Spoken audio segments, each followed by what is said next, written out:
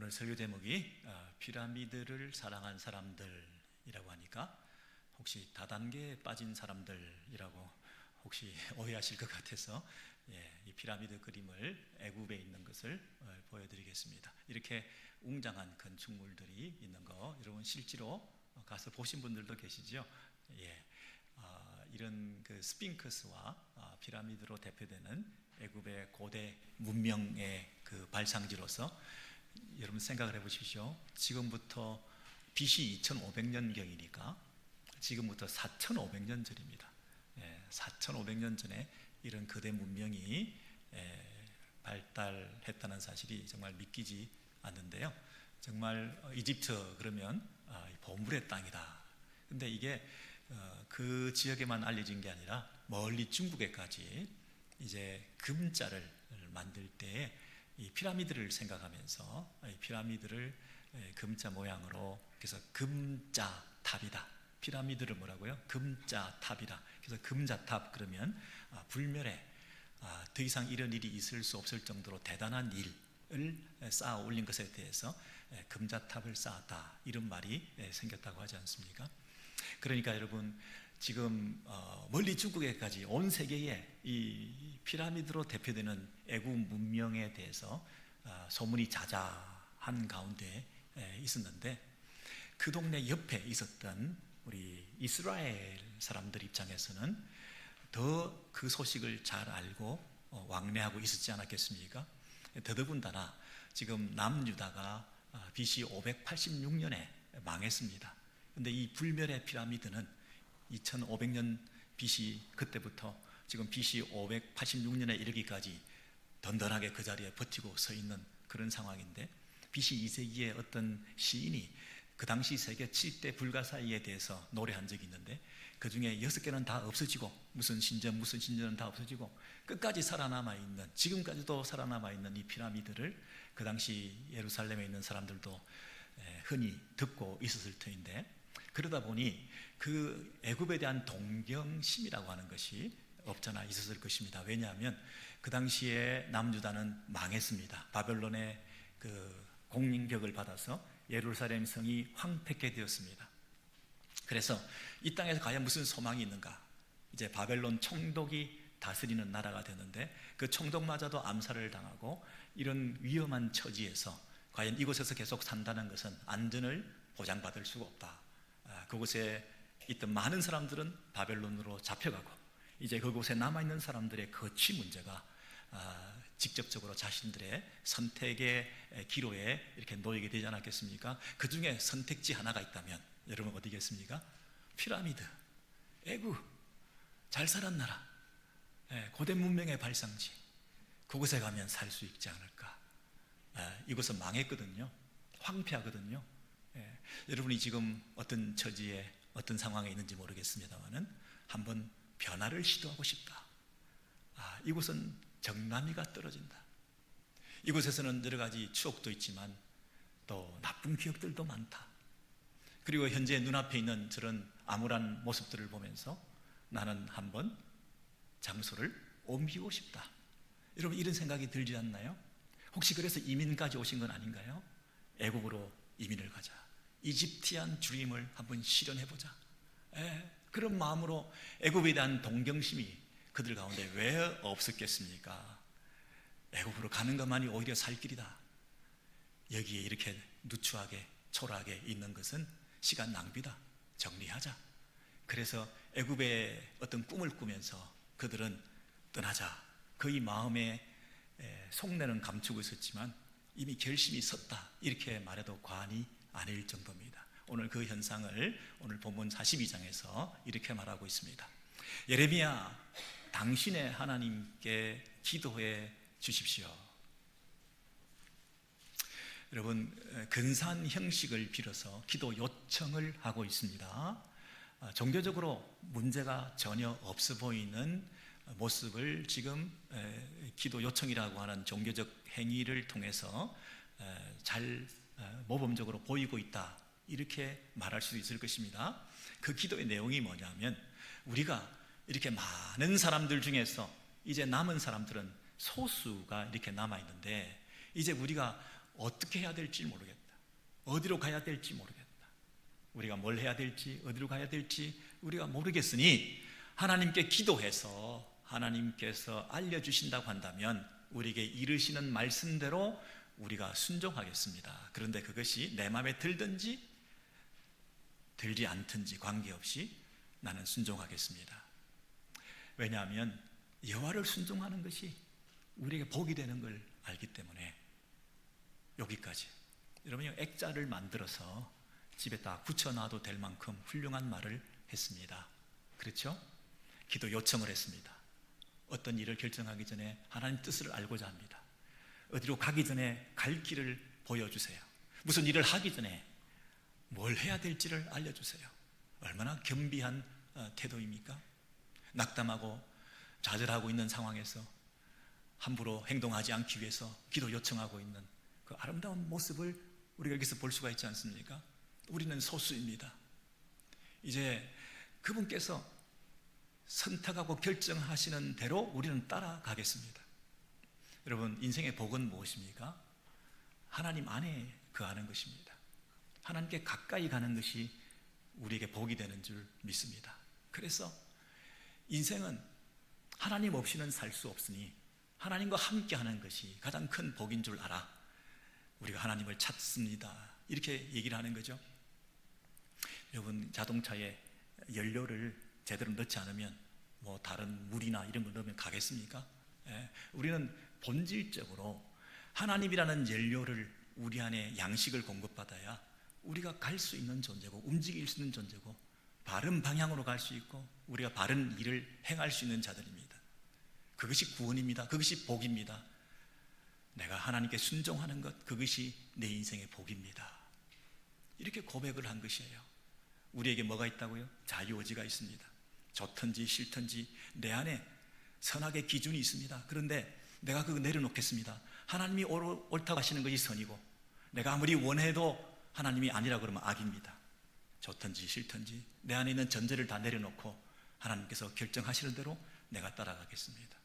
인간은 자유의지가 있습니다. 선택의 책임이 따릅니다. 그리고 기도하며 하나님의 응답을 받으며 살겠습니다. 그리고 인간의 행복의 조건과 가장 행복의 근원이 뭔지를 내가 잘 알고 있습니다. 그러니 알려만 주시면 내가 순종하겠습니다. 여러분, 얼마나 근사한 말입니까? 근데 그 속내는 어떻을까요? 이미 그 안에 애굽에 대한 피라미드를 사랑하는 그 마음 속에 애굽으로 가고 싶은 이미 이 땅에 마음이 떠 있는 상태에서 형식적으로 기도를 요청하고 있다는 것을 우리가 어떻게 알 수 있냐면 실제로 하나님의 말씀이 임하여 응답해 주셨을 때 하나님께서 이렇게 말씀하신다라고 예레미야 선지자가 얘기를 해주니까 그것에 대한 반응이 어떻게 나타나느냐 하면 만약에 너희들이 이 땅에 가나안 땅에 예루살렘에 계속 살려고 한다면 힘들겠지만 마음을 붙이고 눌러 앉아서 그래도 살기만 한다면 내가 너희를 세우고 허물지 않겠다. 너희를 심고 뽑지 않겠다. 내가 이 땅에서 너희들을 살게 해주겠다. 내가 너희를 건져주겠다. 내가 너희들이 두려워하는 거 다 알고 있다.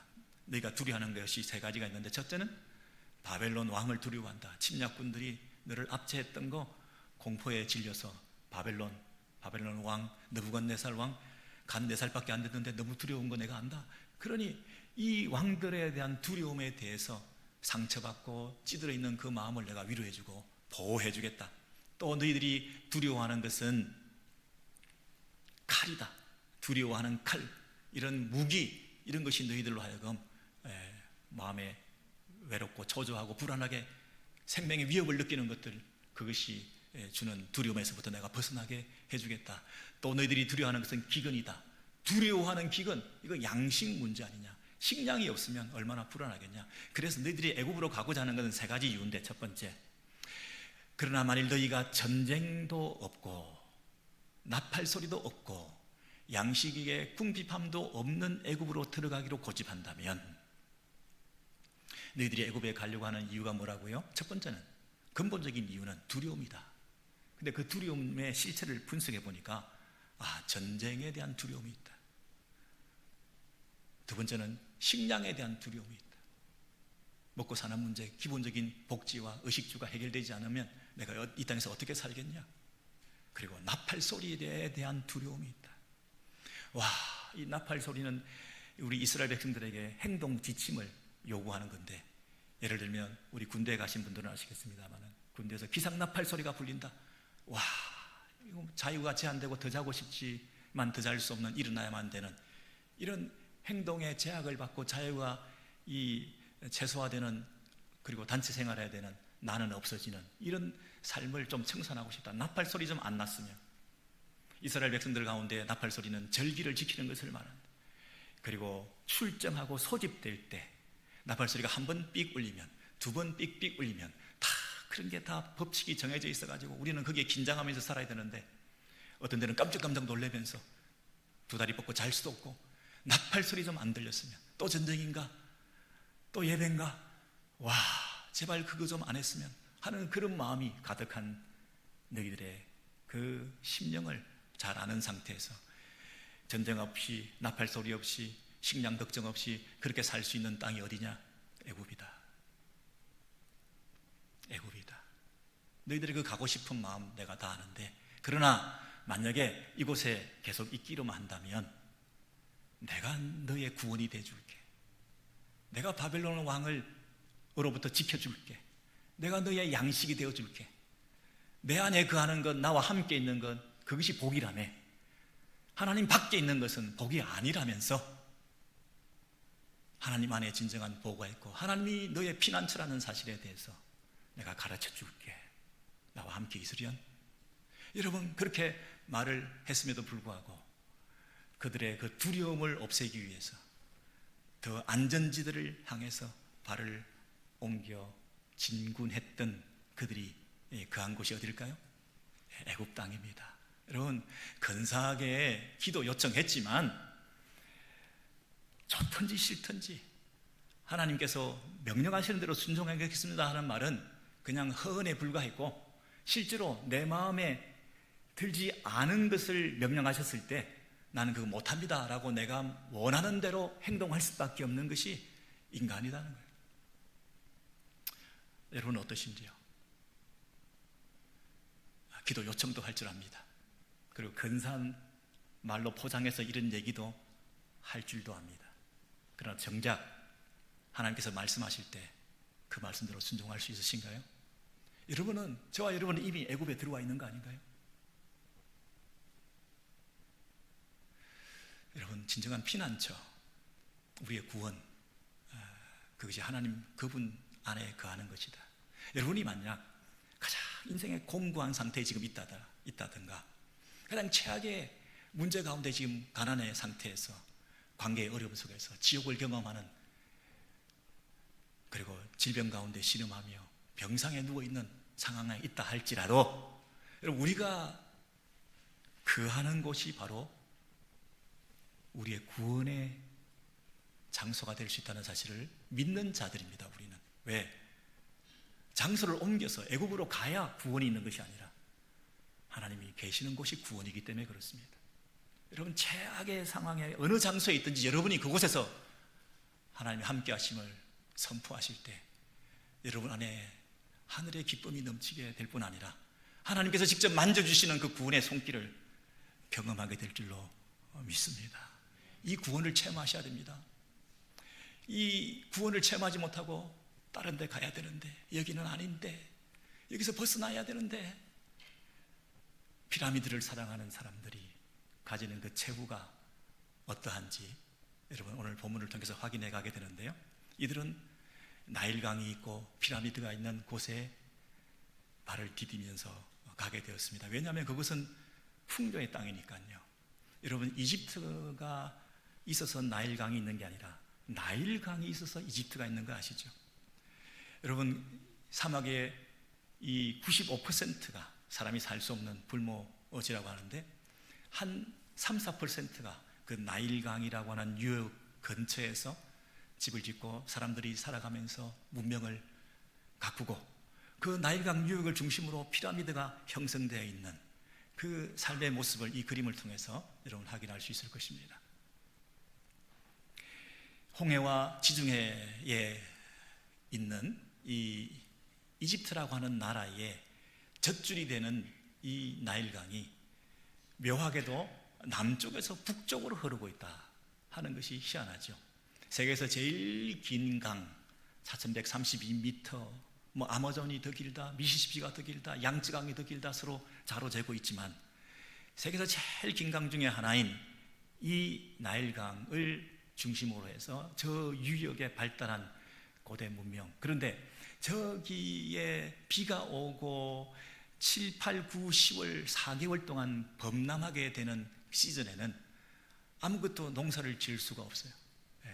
범람하는 동안에 물에 잠겨 있는데, 근데 그 물이 빠지고 나면 그 범람했던 지역의 모든 지역이 비옥한 옥토가 되어서, 특별히 하류에는 각종 침전물들이 토양의 그 좋은 것들이 다 쓸고 내려가서 이 델타를 형성해서 삼각주에 이 아름다운 그 농사를 지을 수 있도록, 그저 비료도 필요 없고 심기만 하면 열매를 맺는 항상 풍성한 땅, 항상 넘치는 행복과 만족이 있는 땅. 그래서 여유가 너무 많다 보니, 농사를 쉽게 짓다 보니 그 결실도 많아질 뿐만 아니라 나머지 농사를 짓지 못하게 된 그 범람하는 기간에는 각종 문명이 발달할 수밖에 없는, 그래서 피라미드도 짓고 내세도 설계하면서 내세로 직통하기 위해서 미라도 만들고, 여러분 이런 다양한 방식의 삶을 부과하고 있는 이 땅이야말로 정말 천혜의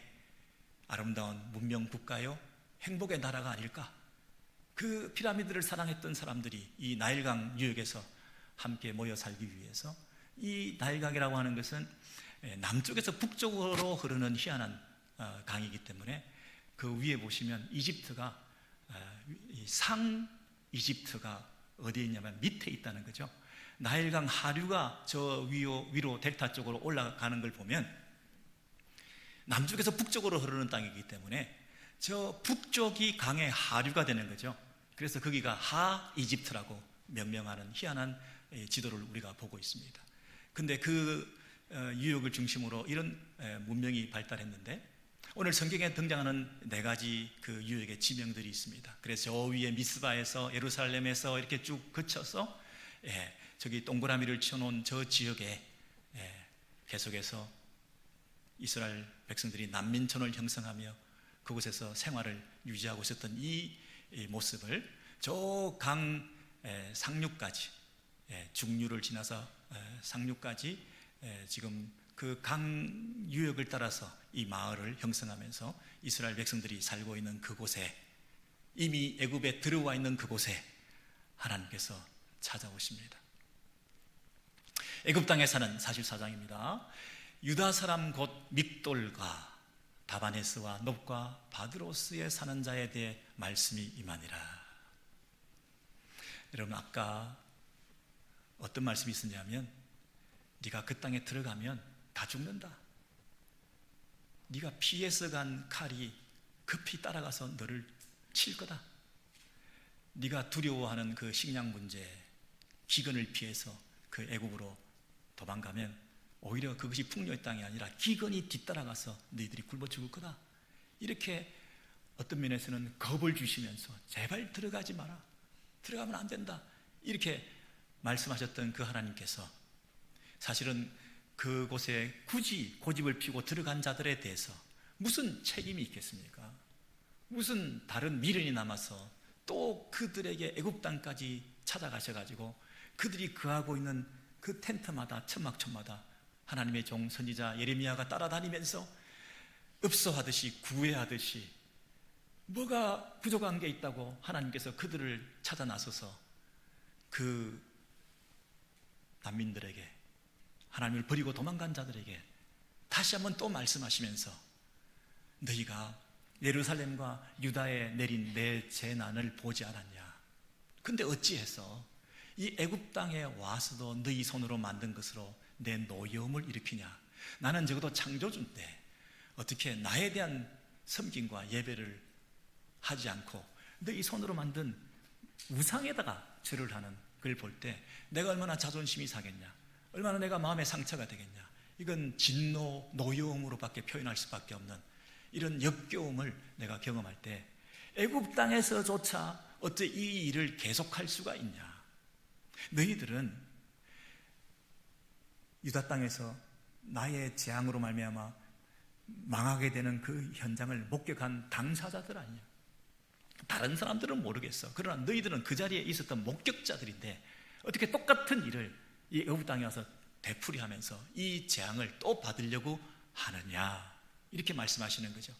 자, 그렇게 된다면 이게 정말 우스운 일이다. 정말 이거는 조롱거리다.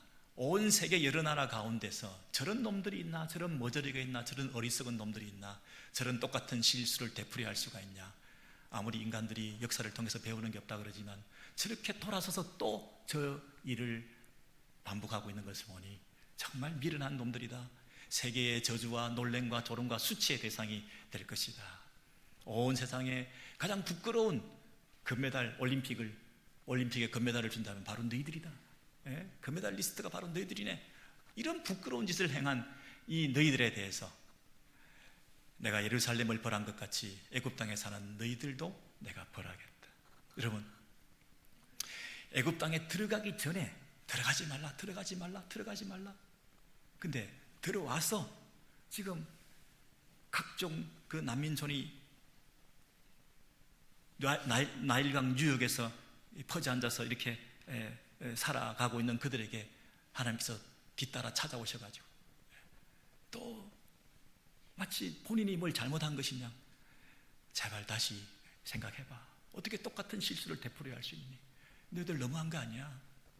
이렇게 또 말씀하고 계시는 여러분, 이 부분이 얼마나 여러분 그 백성들을 향한 하나님의 신실하심과 사랑과 자존심도 없이 또 찾아오셔서 우리에게 돌이키라고 말씀하시는 그 음성이 여러분 지금도 저와 여러분에게 들릴 때에 우리가 그냥 여기에 대해서 반응하지 않고 또 뭉개시겠습니까? 또 애굽에서 계속 살기로 난 여기가 좋아, 그냥 이곳에서 살게 해줘, 여기 너무 좋아, 내가 어떻게 다시 그곳으로 돌아가겠니? 이제 자리를 잡았어, 내가 살겠어. 어떻게 여러분 그런 결정을 할 수가 있겠냐? 여러분 이런 분위기를 좀 아시겠습니까? 예. 근데 하나님께서 이런 반응을 보이는 데 비해서 백성들은 자기들도 할 말이 많은 거예요. 하나님께서 두 번, 세 번 찾아오셔서 예레미야 선지자에게 제발 돌이키라 라고 얘기를 하는데, 이 44장 15절 이하에 보시면 자기 아내들이 다른 신에게 분향하는 줄을 아는 모든 남자와 곁에 섰던 모든 여인, 그랬습니다. 여러분, 남자와 여자 그리고 남편과 아내 모두가 다 지금 예레미야께 나와서 대답하여 이렇게 말합니다. 지금까지 예레미야는 하나님의 말씀을 전달했습니다. 지금이라도 돌이켜라. 어떻게 애굽 땅에 들어올 수 있냐? 똑같은 짓을 왜 되풀이하면서 우상 숭배를 하고 있냐? 나일강의 그 풍요를 즐기면서 나일강의 그 우상을 섬기는 일을 어떻게 되풀이할 수 있냐? 라고 책망하고 있는데 이들은 자기들이 할 말이 있다는 거예요.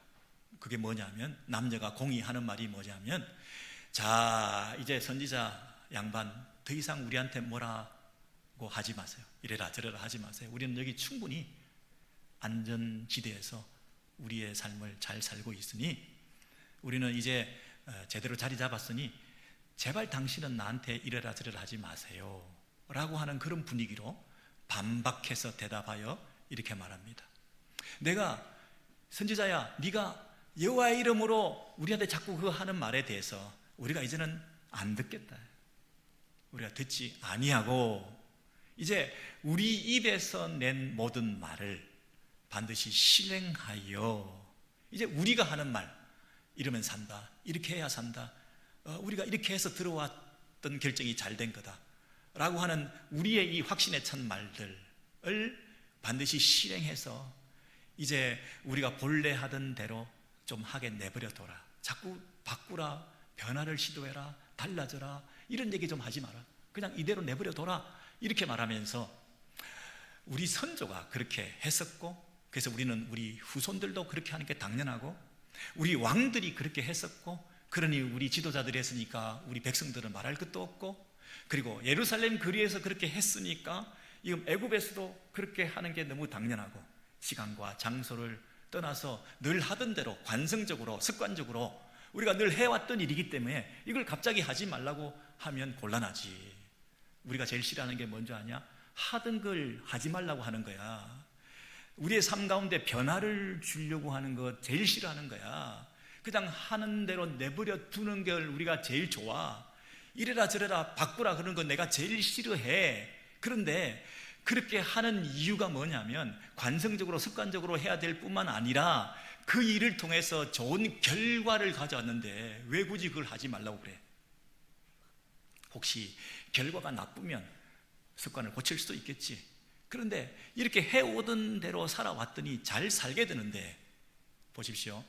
그렇게 하던 대로 여왕에게 분향하고 전제를 드리면 그때에 먹을 것도 풍부하고 복을 받게 되고 재난도 당하지 않게 되었었는데, 그 여왕에게, 하늘 여왕에게 제사 드리는 것을 그만두기 시작한 때부터는 우리가 궁핍하고 칼과 기근에 멸망을 당하고 이런 부익을 당하고 이런 어려움을 당했던 그런 전례에 비추어서 이게 경험적으로 우리가 아는 건데, 그래서 우리 모두가 공감하기를, 하늘의 여왕에게 절하는 것이 우리에게 도움이 된다라고 우린 모두는 합의했기 때문에 우리에게 더 이상 이래라 저래라 당신이 하나님의 말씀으로 이렇게 얘기하는 것 이제 우리는 안 듣기로 했습니다. 이렇게 얘기를 했다는 것입니다. 그리고 그 여인들이 주로 득세해서 주도권을 가지고 이 장면에 등장하는데, 여인들은 하늘의 여왕에게 분향하고 전제 드릴 때 어찌 우리 남편의 허락 없이 그 형상과 같은 과자를 만들어 전제를 드렸느냐 하는지라 라고 우리한테 자꾸만 얘기를 하는데, 남편 허락 없이 한 게 아닙니다. 남편도 다 알고 있습니다. 저 밑절에 보십시오. 다른 신에게 아내들이 분향하는 줄을 아는 모든 남자와, 그랬습니다. 남자들이 알고 있습니다. 여러분, 마치 창세기에 나와 있는 남자와 아내, 이 아담과 하와가 남편의 묵인하에 오히려 범죄하는 것은 주도권을 가지고 사탄과 서로 거래했던 이 하와라는 여인이 이 범죄의 현장에서 그 떡을 직접 건네주기도 하고, 남자들은 그저 받아먹은 것에 불과하다고 나중에 책임 전가하면서 너 왜 그랬냐? 하나님께서 주신 저 여자 때문입니다. 저 여자가 나한테 줬기 때문이다. 여자 너는 왜 그랬냐? 뱀이 나한테 준 걸 어떻게 해요? 서로 죄에 대해서 책임 전가했던 그 모습대로 금방 그 여인이 뭐라고 얘기합니까? 남편들이 다 알아요. 동조와 묵인의 시간들을 통해서 내가 남편 책임 없이 이거 한 줄 압니까? 이 형상으로 만들어 까자 바치는 거, 이거 다 제사야의 제물로 드리는 거. 여러분, 고대 근동사에 사실은 이런 여신 개념이 있었습니다. 화면을 보시면 아시겠습니다만은 이 온 우주 전체에 어떤 여성이 가지고 있는 파워, 다산과 풍요와 하는 이런 어떤 그 생산 능력이라고 하는 것들이 굉장히 큰 의미를 부여하게 되어서 그 여신을 잘 섬김으로 말미암아 이런 생육하고 번성하게 되는 이런 일들이 이렇게 또 풍요를 상징하는 이런 여성적 신들이 있었고, 또 애굽의 가장 풍요의 여신의 대표적인 신 이름이 이시스라고 하는 여인인데, 그 여신이 나누어주는 앙크라고 하는 이 생명을 상징하는 열쇠를 이 람세스라고 하는 황제에게도 이렇게 전해주면 그것이 그의 영생을 보장해주고 생명을 주고 하는 그런 양분이 된다고 하는 그런 분위기가 있는 그런 배경에서 이 이시스라는 여신이 이 앙크를 들고 이것을 나눠주는 벽화 같은 데 보면 많이 등장하고 있어서 이게 오늘날의 여성을 상징하는 이런 기호가 되었다, 이런 말들이 있지 않습니까? 여러분, 그래서 이 고대 근동사에는요, 한마디로 말하면 남신과 여신의 결합을 통해서 이 땅에 비도 내리고 자손도 번성하고 과일도 농사도 번창하게 되고 하는 이런 개념으로 꽉 차 있는 그런 신개념이었던 거죠.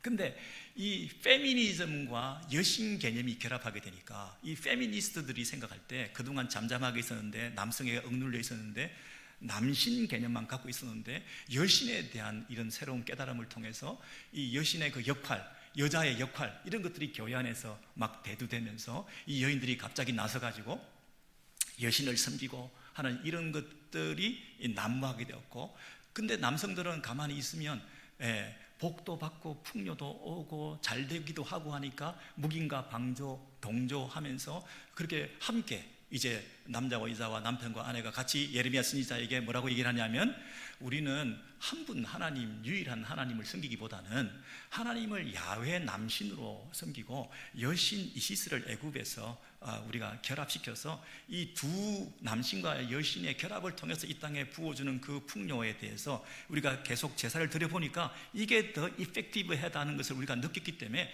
이제는 여호와를 버린다는 개념 아니고 여호와는 계시고 우리가 여신을 잘 섬겨서 이 고대 근동에 퍼져 있는 남신과 여신의 결합을 통한 성적 행위와 그들의 교합을 통해서 이 땅에 복을 준다는 그 개념을 차용해서 우리는 살겠습니다.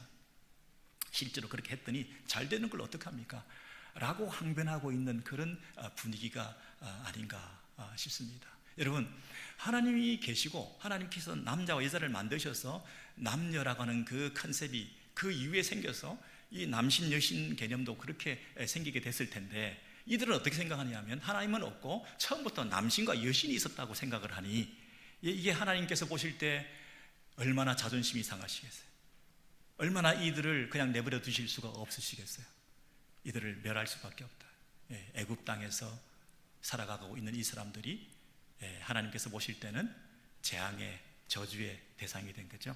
자, 마지막으로 예레미야 44장 24절에서 30절에 보시면 예레미야가 이제 저주를 선언하시는데요, 모든 백성과 모든 여인에게 애굽 땅에 사는 모든 유다 사람이여, 여러분 여기 보시면 모든 여인에게 이렇게 청중에 대해서 멘션을 하고 있다는 얘기는 오늘 이 상황에 관련해서 여자의 책임이 꽤 많을 수 있다는 거 아니겠습니까? 여신 하니까 여성들이 막 득세를 해서 지금 교회 안에서 여성의 어떤 그동안 억눌렸던 것들을 이렇게 표출하면서 어떤 신분 향상을 도모하고 권익을 내세우고 있는 이런 영향력과 발언권이 세지고 있는 가운데서 약간 부족한 우리 남자들이 그냥 덩달아 보조를 맞추면서, 여러분 이 세계 고대 문명 사이에서 최첨단을 걷는 곳이지만 이 인간의 죄의 어떤 이 모습과 이 양태는 이미 창세기 고대 때부터, 창세기 때부터 인간의 죄가 어떻게 들어왔으며 남자와 여자가 어떤 태도를 취하고 그 죄의 결과로 어떤 책임 전가를 하며 어떤 결과로 가게 되는지에 대해서 너무나 똑같은 패턴을 가지고 우리에게 설명을 해주고 있는 것 같은데요, 이 여인들에게 이 예레미야가 말합니다. 애굽 땅에 사는 모든 유다 사람이여.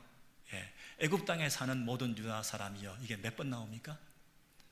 지금 타겟이 뭡니까? 하나님께서 지금 말씀하시고자 하는 건 뭡니까? 지금 애굽 땅에 피라미드를 사랑해서 나일강을 사랑해서 거기서 생명의 젖줄인 양, 그리고 앙크라는 여신의 그 열쇠를 받아 들고서 너희들이 영생을 노리고 있는 이런 영적 배경 속에서 이 문화에, 이 종교에 취해 살아가고 있는 내 백성, 하나님의 백성이라고 하는 소위 너희들, 나한테 기도 요청도 하지만 사실은 나를 믿지 않던 너희들의 장래와 너희들의 운명은 어떻게 될지 내가 이제 말해 주겠다. 특별히 여인들아 잘 들어라. 그렇게 말씀하시면서 네가 지금까지 그렇게 살아왔던 그 우상 숭배를 앞으로도 계속 이행하라. 반드시 이행하라. 반드시 이행하라. 하늘의 여왕에게 너희 소원을 성취하며 너희 소원을 이행하라. 반드시 이행하라. 네가 좋다고 하는 방식, 지금까지 쭉 해오던 방식, 그리고 그랬더니 결과가 좋다고 해서 바꿀 이유가 없다고 하는 그 방식 계속 그대로 이행해라. 그런데 나도 맹세하는 것은 뭐냐면 너희들과 관계를 끊겠다. 애굽 땅에 사는 유다 사람들의 입에서 다시는 내 이름을 부르며 여호와의 이름을 부르고 여호와의 살아계심을 두고 맹세하노라 하는 자가 없게 하겠다. 너희들의 그 정체성에서 여호와라고 하는 그 존재를 제거하겠다. 하나님의 백성들인 너희가 내가 빠지고 나면 너희들은 뭐가 되니? 나하고 상관없는 존재가 되고 너희들은 이방 우상을 섬기는 백성들처럼 그 안에서 잘 되는 길을 따라서 살아가렴.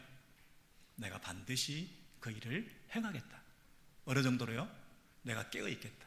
잊어버리지 않겠다. 여러분, 우리가 늘 해오던 대로 하고 있습니다. 이렇게 하니까 잘 되던데요. 우리는 애굽에서 그래도 살아남았습니다. 어휴, 예루살렘에서 어떻게 살아라고요? 일단 살아남아야죠 하고 행동하고 결정하고 우리가 살아왔던 우리들에게 하나님께서 너무 심하게 말씀하시는 게 뭐냐면 계속 그렇게 살아라. 계속 그렇게 살아라. 그냥 내버려 두겠다. 이렇게 말씀하실 때 여러분 굉장히 우리 마음에 큰 충격처럼 찾아오지 않습니까? 오늘 우리가 약간 변화를 시도해야 될 때가 아닐까요?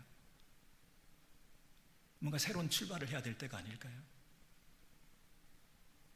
그 부분에 대해서 이렇게 말씀하십니다. 애굽 땅에 있는 유다 모든 사람이 칼과 기근에 멸절되리라. 그런데 칼과 기근에 멸절되는데 그때 소수의 사람이 나와 유다 땅에 돌아오리니. 누구에게 돌아온다고요? 나와 유다 땅에 돌아오리니. 그 사람들 외에, 그 소수의 사람들 외에 대부분의 모든 애굽 땅에 들어가 거기 머물러 사는 유다의 모든 그 사람들이 내 말과 그들의 말 가운데서 누구의 말이 진리인지 알 거다. 그때 가서. 여러분, 여기 반복되는 단어들을 잘 보십시오. 첫 번째, 애굽 땅에 들어간 사람들. 애굽 땅에 들어간 사람들. 내가 들어가지 말라 그랬는데 굳이 들어간 사람들. 들어가기로 자기 고집을 피운 사람들. 그리고 그곳에서 내가 경고하고 선지자를 보내서 그곳에서 회개하고 돌이키라, 우상숭배하지 마라 말을 했는데도 계속 그렇게 고집했던 사람들. 그래서 계속 그렇게 살면 난 너하고 상관없다, 내가 재앙을 내리겠다, 벌하겠다 해서 너희를 멸절하는 그 심판의 현장 속에서도 어떤 사람은 늦었지만 그때라도 소수의 사람들이, 돌아온 사람들이 있을 수 있는데, 그때의 기회도 놓치고 퍼져 앉아 있는 사람들은 유다 땅에 돌아오지 않고 애굽 땅에 들어가 거기 계속 머물러 있는 사람들. 이 단어 하나의 뜻을 알겠습니까? 들어간 사람들, 그곳에 고집하는 사람들, 거기 계속 머물러 있는 사람들, 끝까지 고집 피우는 사람들은 내가 그 마지막에 누구 말이 옳은지, 너희들이 하는 그 말, 이렇게 살면 되지, 이게 복이야, 이렇게 생각한 거하고 안 돼, 나에게 돌아오는 게 복이야, 내가 구원이야 라고 얘기했던 것 중에 어느 게 더 옳았는지를 너희들에게 보여주겠다. 결국 말과 말의 전쟁인데요, 내 안에서 생기는 스물스물 생기는 불신앙의 이 말들, 타협하고 합리화시키고 어쩔 수 없다 그러고 하는 그 이 세상에 취해 있는 피라미드에 대한 동경심으로 살아가는 내 말들과 애굽은 아니지, 돌아와라 라고 하는 그 음성 따라 지금 폐허한 그 땅에 네가 그곳에 거하면 내가 너를 살리고 다시 너를 일으키리라. 그리고 너희들이 그 땅에 있을 때에 바벨론에 포로로 갔던 자들이 때가 되면 돌아와서 그 땅을 다시 회복할 것이라고 하는 하나님의 계획 가운데 이 바벨론 포로 생활하는 자들의 그때를 기다리며 이 가나안 땅에서 네가 해야 될 본분을 다 해야 되는 너의 역할이라고 하는 것이 있는데, 너희들이 애굽으로 돌아가 버리면 내 계획은 어떻게 되냐, 내 큰 그림은 어떻게 되냐? 너희들은 원래 출애굽했던 자들 아니냐? 애굽에서 소수의 사람들이 들어갔지만 생육하고 번성해서 중다에서 많은 사람들을 이끌고 나가서 출애굽의 역사를 하나님 이루셨다고 온 세상에 소문이 났고, 그 온 세상에 소문난 자들을 연단시키셔서 애굽에서 나와가지고 광야에서 이 성장의 기회를 통하여 이제 약속의 땅 가나안 땅에 결국 들어가게 되었다는 사실 때문에 하나님의 위대하심과 능력이 드러난 그 사건. 그런데 너희들이 그 바벨론의 포로로 잡혀갈 만큼 또 폐역하는 바람에 내가 또 너희들을 연단시켜서 바벨론의 포로 생활을 하는 동안에 다시 그들을 불러다가 그 가나안 땅, 약속의 땅을 다시 회복하려고 하는 내 계획이 있는데, 너희들이 지금 다시 애굽으로 살겠다고 돌아간다고?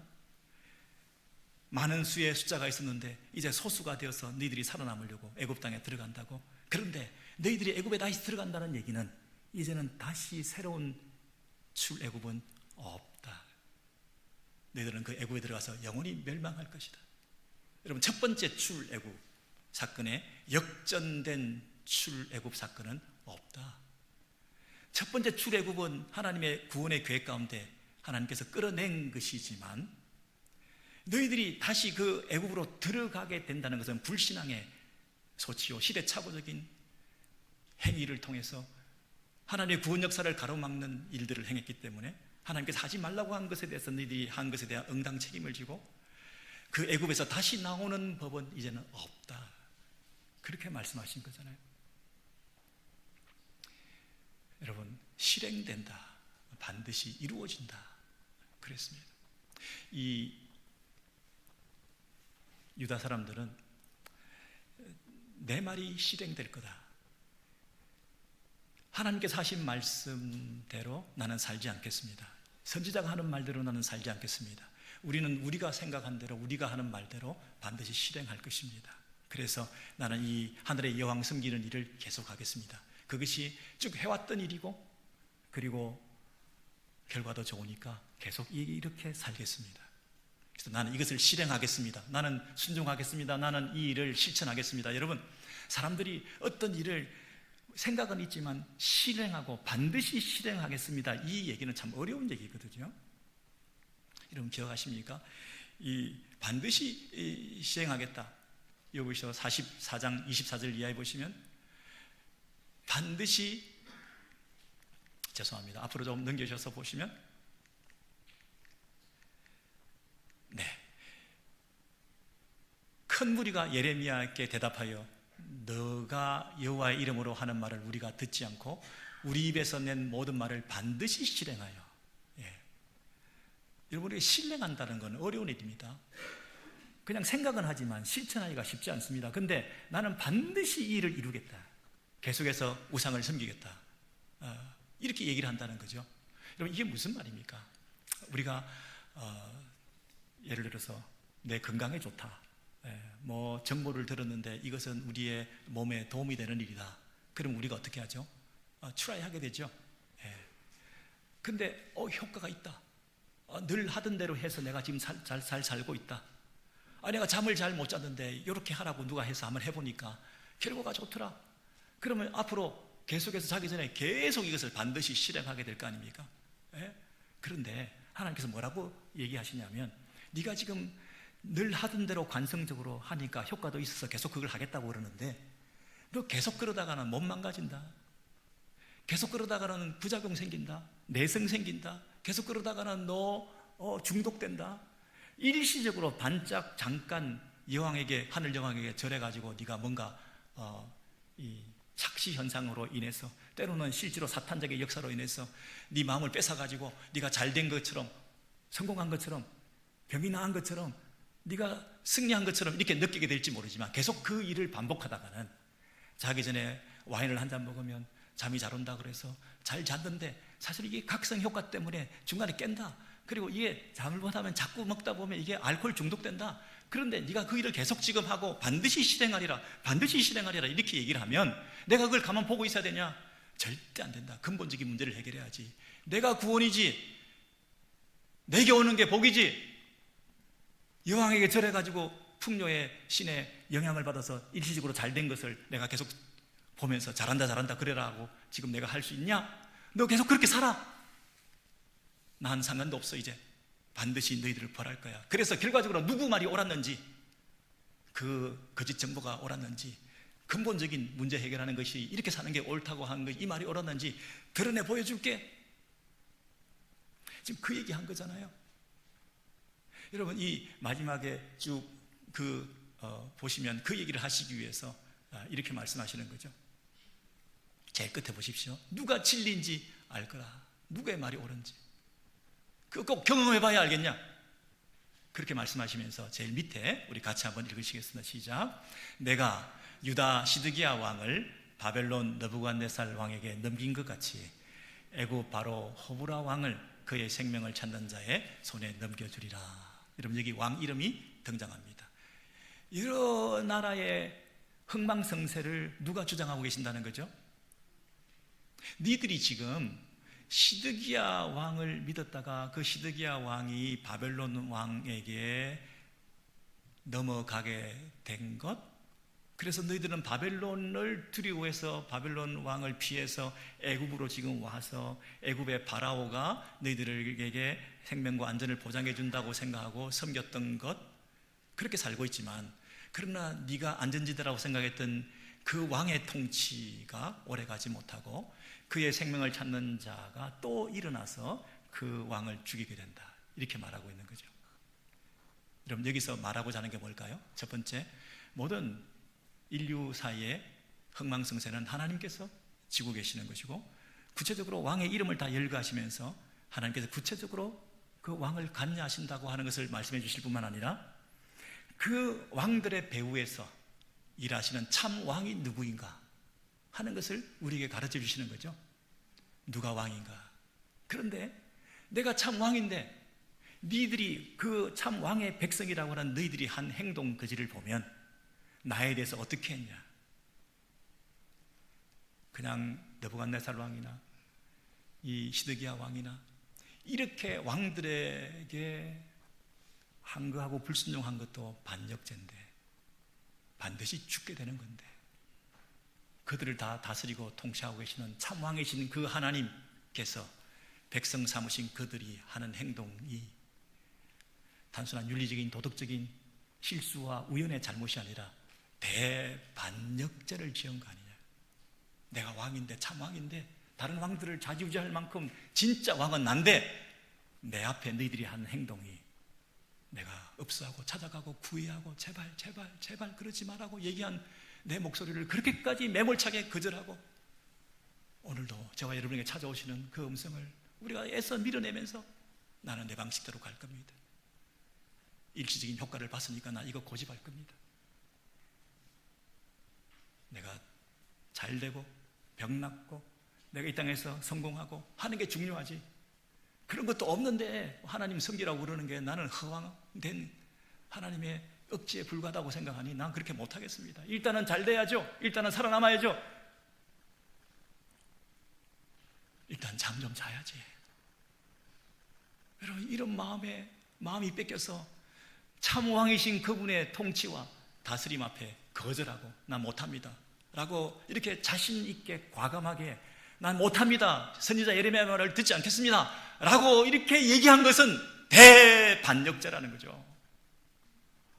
왕이신 그분 앞에 못할 짓을 하는 거죠. 여러분, 대반역죄는 다른 초이스가 없습니다. 죽는 겁니다. 죽음으로써 그 죗값을 지불하는 것 외에 무슨 다른 방법이 있겠습니까?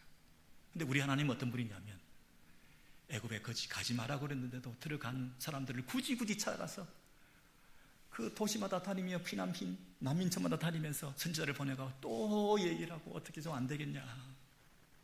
버릴 수 없는 사랑의 하나님이라 오늘도 제가 여러분에게 찾아오셔서 우리를 버릴 수 없고 결코 포기할 수 없다라고 하는 그 사랑을 우리에게 드러내시면서, 그럼 어떻게 해요?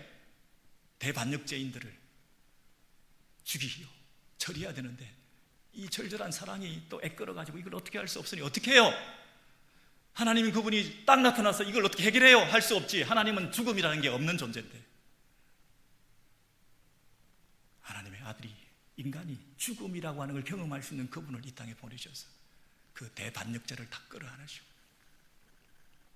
그분이 죽으시고 우리를 사면시켜주시고 우리를 향한 당신의 사랑을 나타내시고 확정하신 그 방법 외에 이 머저리 같은 이 유다 백성들을 계속해서 불순종하고 있는, 똑같은 죄를 반복하고 있는, 예루살렘에서 안 되어서 재난을 당했는데 애굽에 와서 또 그 짓을 하고 있는 이 일을 저와 여러분이 지금 반복하고 있는 이 불순종의 이 쇠사슬을 누가 끊냐고요? 누가? 내가 할 수 있습니까? 조그만 효과가 보면 나 이거 그냥 이대로 살래, 하나님 필요 없어. 조금 이게 좋은 소식을 들으면 나 이게 더 옳은 것 같아, 이게 이 방식대로 내가 사는 거, 하나님이 뭐 도와주지도 않고 더 효과적인 거 봤어 내가. 그게 구원이 되고 그게 내 희망이 되어 살아가는 우리들에게 하나님께서 지금 찾아오셔서 궁극적으로 나를 의지해라, 내가 너를 책임지겠다, 내 아들까지 내어놓지 않았느냐. 이제 내가 부르는 그 초대의 음성에 반응해서 세상 사랑하는 거 좀 내려놓고 피라미드 좀 내려놓고, 막연한 동경심 내려놓고, 세상에 대한 미련, 부러움 다 내려놓고, 정말 하나님께서 원하시는 것 지키고 순종하는 삶으로 너를 초대하는데, 그게 너희들이 좀 반응하지 않겠냐? 한 가지라도 좀 내려놓으면 안 되겠냐?